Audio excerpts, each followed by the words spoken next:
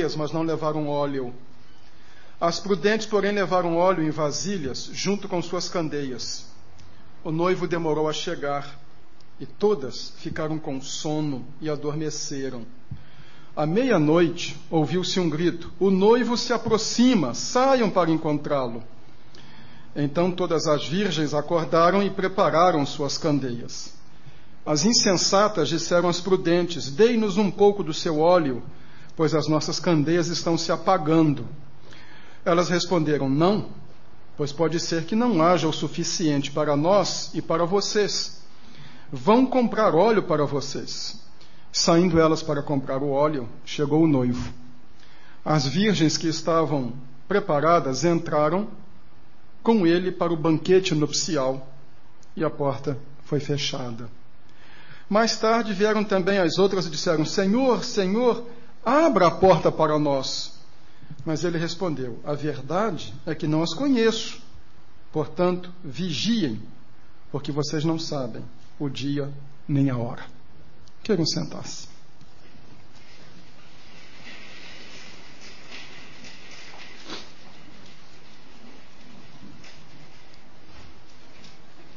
Todas as nossas traduções em português, à exceção da Bíblia de Jerusalém, traduziram equivocadamente a palavra virgens. E parece que o problema se torna a virgindade das moças em questão. Até o título da parábola é este, a parábola das 10 virgens. Mas não é este o assunto. O assunto é imprevidência. São 10 jovens, 10 damas de honra. O que está em foco é um casamento. O noivo vinha de outra cidade. E conforme o costume oriental, as damas de honra iam esperá-lo no meio do caminho para trazê-la à casa do pai da noiva, onde a cerimônia seria realizada. As 10 saíram para encontrar-se com o noivo e trazê-lo até a casa da noiva. Ele se atrasou. Todas cochilaram. Algumas levaram sua lamparina e levaram um recipiente de reserva de óleo de combustível. Outras não. À meia-noite, então, no cochilo, vem o grito, o noivo chegou, e aí aquelas que estavam com óleo sem reserva, escasso, descobriram que precisavam de óleo, saíram para comprá-lo, e quando voltaram, a festa já estava em andamento. É muito fácil de entender o que está sendo dito. Os judeus sempre compararam a vinda do Messias com uma festa. Vimos isto na quinta-feira em nosso estudo bíblico passado. E principalmente festa nupcial. Mais de uma vez, Jesus comparou o encontro da igreja e do Messias no fim da história com uma festa de casamento. O que está em foco não é se as moças eram virgens ou não eram virgens. O que está em foco é a prudência ou a imprudência. O tema do texto está no versículo 13. Portanto, vigiem, porque vocês não sabem o dia e nem a hora. Esta parábola trata da segunda vinda de Jesus e a necessidade de estarmos preparados para esta ocasião. Pode observar na sua Bíblia que ela faz parte de um jogo de 3 parábolas. Nós temos esta parábola, a parábola dos talentos, e antes dela a parábola do senhor que não era sensato e espancava seus empregados. Ela está no meio de um jogo.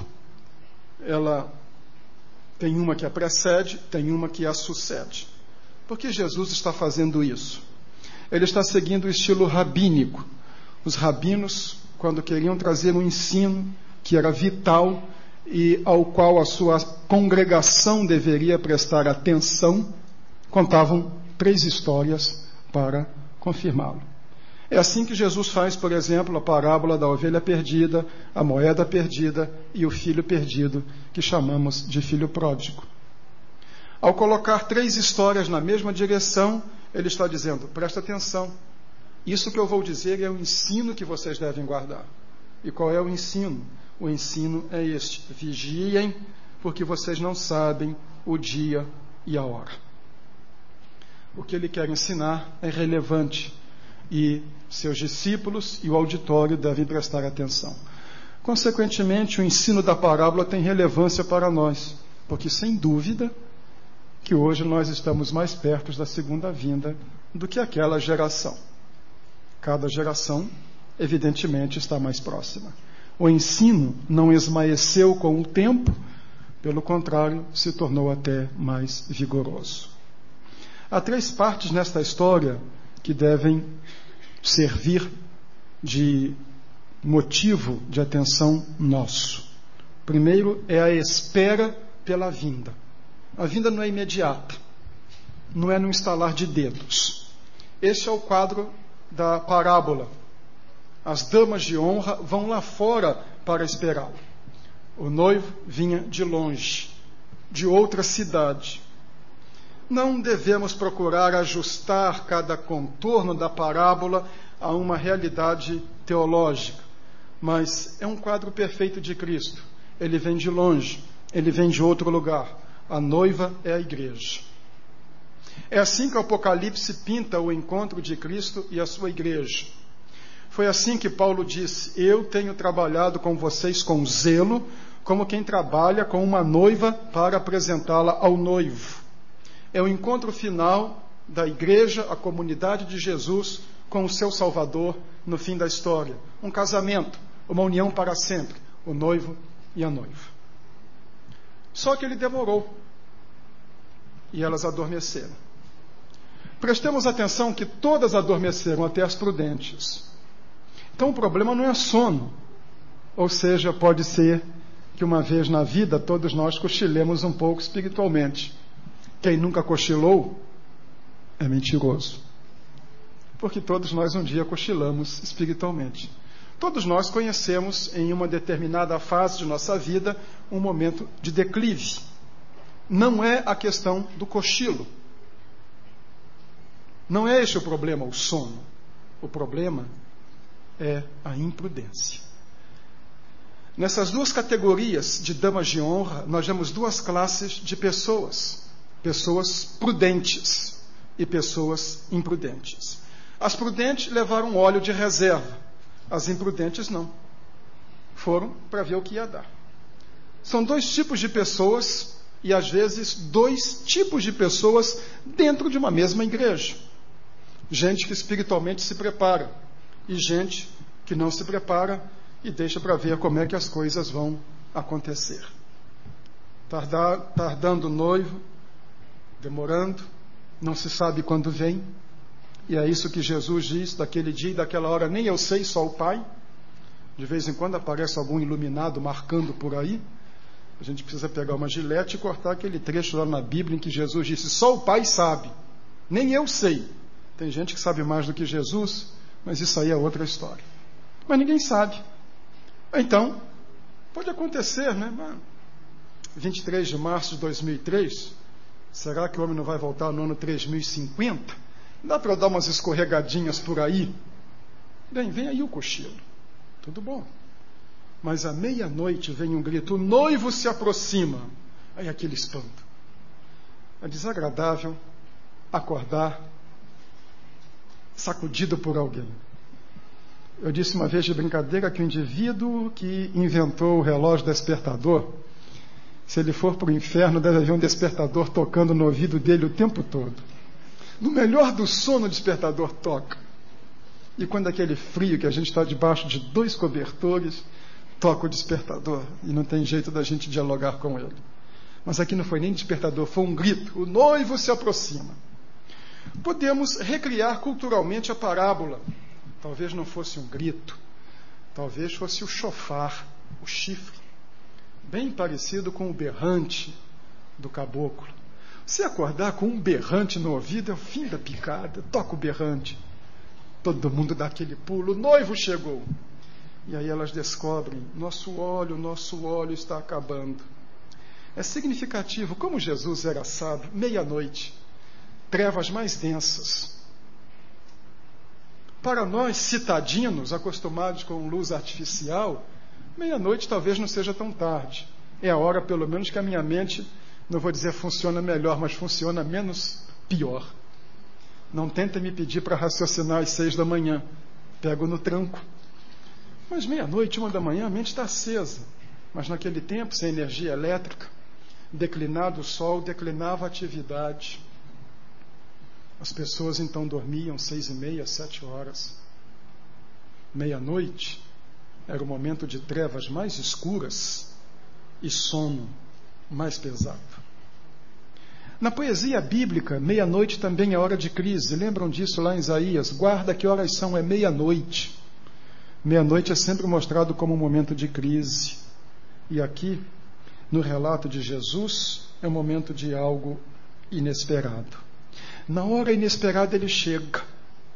Foi isso que Jesus disse na parábola anterior. O sujeito é gerente, está espancando os servos, dando chicotada nos servos. Capataz da fazenda, chega o dono da fazenda. Que hora, hein, rapaz? Que hora.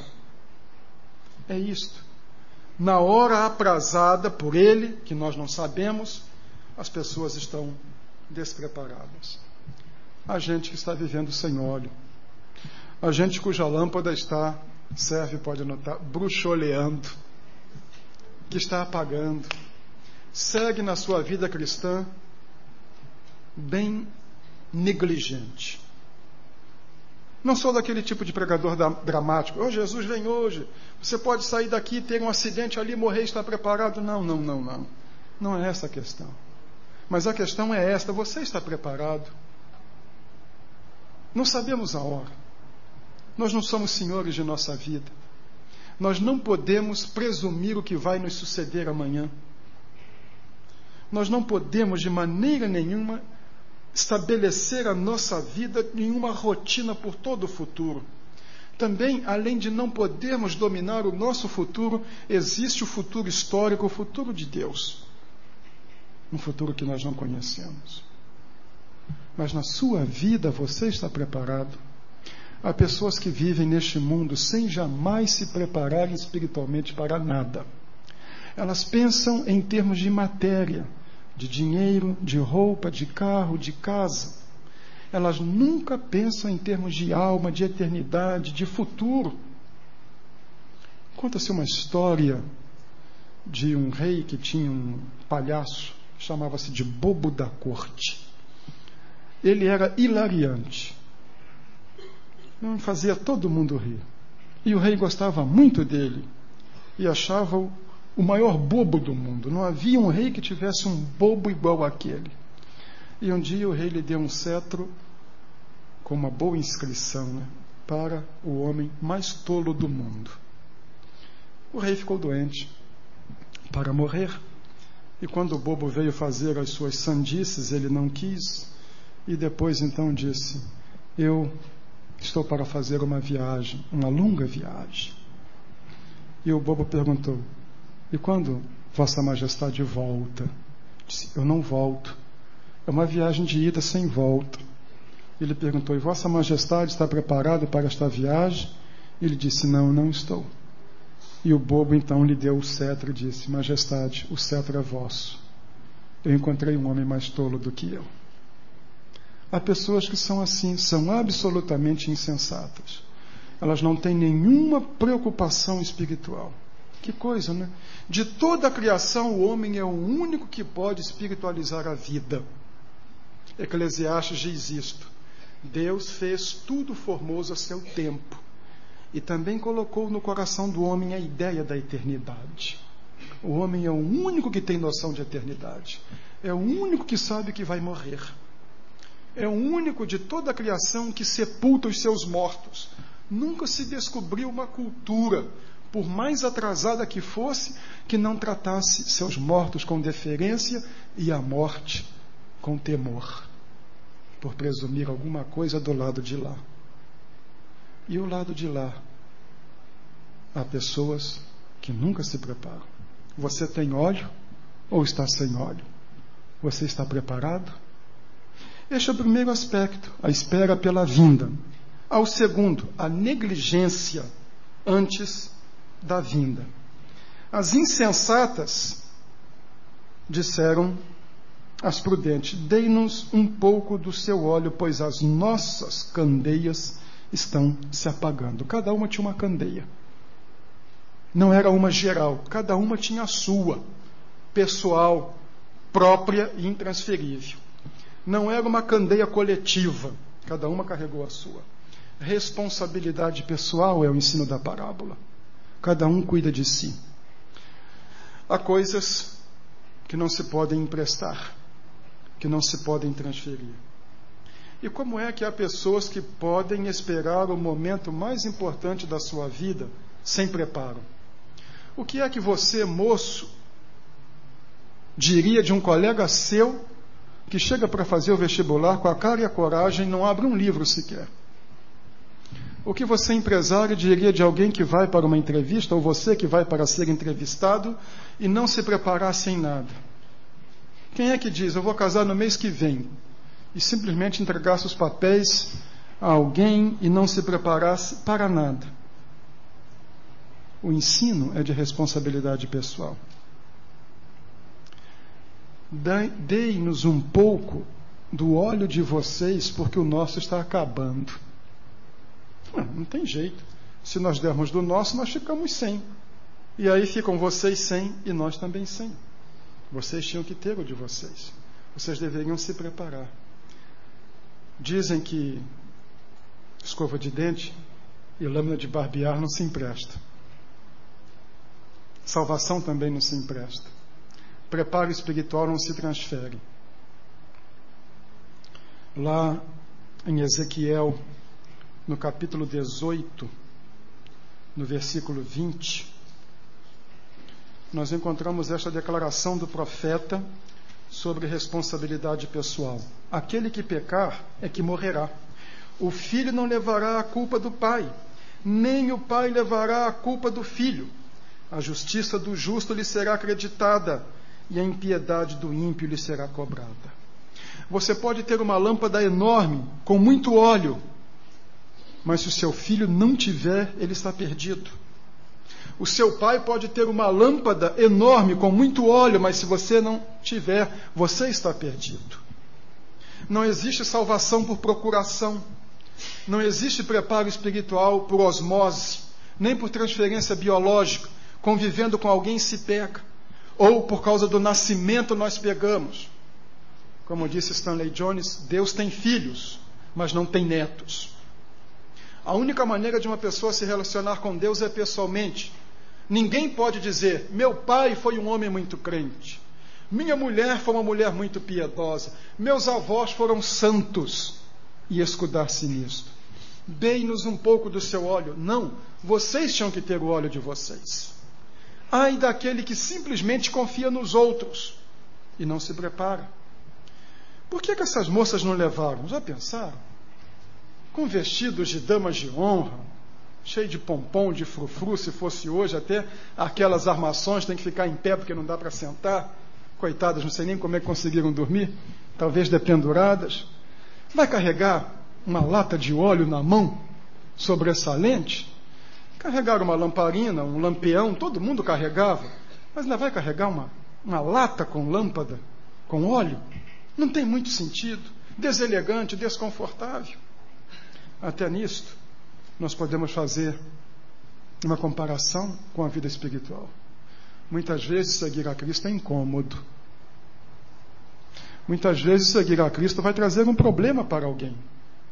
Imagine, eu dizer que sou um cristão, andar com Bíblia na mão, ir para a igreja, ficar nesse negócio de cantoria, e a minha imagem, e a minha reputação, o que é que eu vou dizer lá em casa?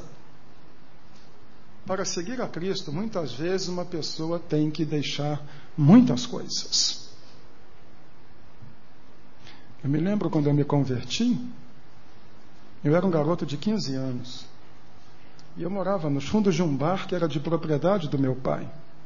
E para ir à igreja no domingo, eu tinha que passar por dentro do bar com uma Bíblia na mão. Um bar a uns 2 quilômetros da praia. Naquele domingo de sol no Rio de Janeiro. Todo mundo de short, de bermuda, e lá ia o pangaré com a Bíblia na mão para a igreja, todo mundo olhando. incômodo. Tomar um ônibus, hoje a gente encontra muito evangélico, dá até status.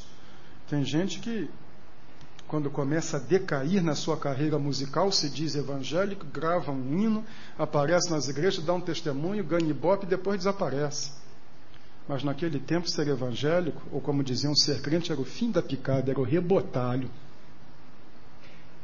Mas eu compreendi, é a lâmpada que eu preciso ter e o óleo sobressalente. Necessidade de estar preparado, porque ninguém pode tomar essa decisão por nós. Você já parou para pensar que um dia você vai comparecer diante do tribunal de Cristo, que um dia a sua vida vai terminar, que um dia você vai se encontrar com Ele? As moças saíram para procurar. Curioso, né? As outras dizem assim, vão procurar, e elas saíram. E aí nós lemos, saindo elas para comprar o óleo. Onde é que vão achar óleo na roça à meia-noite? Não havia supermercado aberto 24 horas por dia como hoje. Nem loja de conveniência. Nem posto de gasolina hoje, onde alguém pode chegar e achar querosene. Meia-noite? Nesta hora não ia encontrar nada. Esta é outra advertência. Haverá um momento em que será tarde, tarde demais. O tempo é agora. É por isso que a Bíblia diz, hoje é o dia aceitável. Hoje é o dia da salvação. Você está preparado? Você tem óleo? Ou você vai deixar para procurar em cima da hora? E por fim, o nosso último tópico, a ação depois da vinda. Nós vimos a espera pela vinda, a preparação para a vinda e agora a ação depois da vinda. E aí, diz-nos o texto, as virgens que estavam preparadas entraram com ele para o banquete nupcial e a porta foi fechada. Lógico, fechou a porta lá do palacete.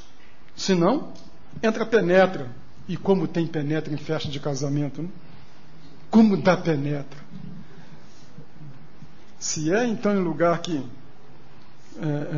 tem gente cara de pau, aí já sabe. Como aparece penetra? Uma outra coisa, havia salteadores. Uma festa com gente de tudo quanto é lugar, deixa a porta aberta, vem salteadores, fecha a porta. Tempo houve. E aí elas vêm e batem a porta.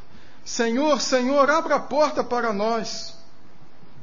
A resposta, a verdade, é que eu não conheço vocês. Que tristeza. Quem são vocês? Eu não vi vocês lá. Onde é que vocês estavam quando eu passei? O que vocês fizeram no momento próprio? Eu não conheço vocês. Quanta gente vai ouvir esta palavra, não é? Às vezes, gente que está na igreja. Está aqui em Mateus 7, 21 a 23. Nem todo aquele que me diz Senhor, Senhor entrará no reino dos céus, mas apenas aquele que faz a vontade de meu Pai que está nos céus. Muitos me dirão naquele dia, Senhor, Senhor, não profetizamos em teu nome? Em teu nome não expulsamos demônios? Isso dá tanto status, né? Dá ibope.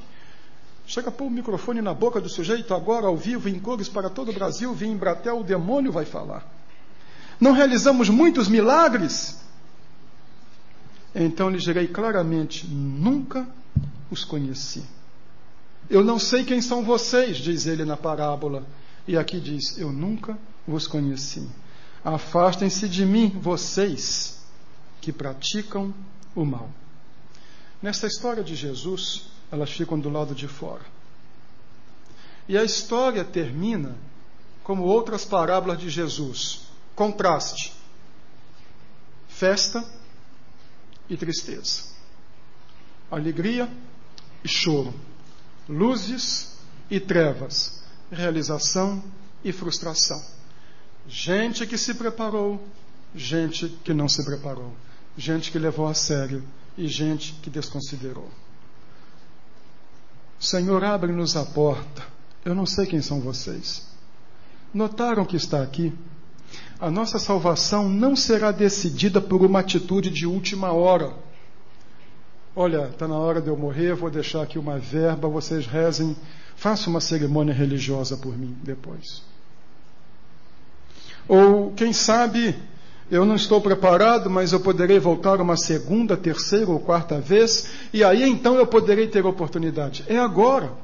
Quando eu passei, vocês não estavam lá. O cantor cristão tinha um hino que dizia assim: há hoje alguém esperando para Jesus encontrar? Venha sem mais demorar, se Cristo vai hoje passar. Cristo vai hoje passar, passar, passar, dizia o estribilho. Há hoje alguém esperando? Ele passou e elas não estavam lá. Hoje ele passa através da pregação, do testemunho que alguém dá, de uma palavra que Deus coloca no coração da pessoa, da mensagem que ela recebe, e a pessoa está ausente, não está nem aí. Fisicamente lá, mas aéreamente está em outro lugar, sem qualquer preocupação. Eu não sei quem são vocês. Que palavra dura, a palavra do Senhor. E aí ele termina: vigiem, porque vocês não sabem o dia e nem a hora. Fechou a porta. A porta foi fechada. Abra a porta para nós. Eu não conheço. Não se abre porta para desconhecido. E não se deixa desconhecido entrar em nossa casa à meia-noite. E não se deixa desconhecido participar de festa íntima. Eu não sei quem vocês são. A porta é o reino dos céus. Todas as moças queriam participar. Algumas estavam preparadas e outras não. Se eu perguntasse: quem quer se perder? Quem quer ir para o inferno? Quem quer se condenar? Ninguém. Mas não é questão de querer. É a questão de estar preparado. É a questão de ter óleo. Você tem óleo, você está preparado. Alguém dirá assim: e o que é essa questão aí de ter óleo e de estar preparado? É tão simples. É aceitar Jesus Cristo como Senhor e Salvador. Isso é ter o óleo. Creio que Jesus Cristo é o Filho de Deus. Creio que Jesus Cristo é o Salvador. E quando uma pessoa crê, é salvo. É tão simples. Aquele que crê está salvo, diz a Bíblia. Quem crê está salvo. Está aqui hoje a mensagem para os visitantes. Todo aquele que invocar o nome do Senhor será salvo. Este é o óleo na lamparina, a fé em Jesus Cristo. Não estou perguntando se você tem uma religião, nem se você é fiel a ela, se tem caráter, se é bom. Estou perguntando se tem Jesus Cristo como Salvador. Muitas vezes as pessoas me dizem: mas eu sou bom. Me desculpe, eu não quero ser grosso. Ser bom é obrigação. É o mínimo que se espera de uma pessoa civilizada. Eu cumpro meus deveres, eu sou honesto, não faço mal a ninguém. Isso é o que todo mundo deve ser. Isso é o que se espera numa sociedade civilizada. Não é isto que faz alguém estar preparado.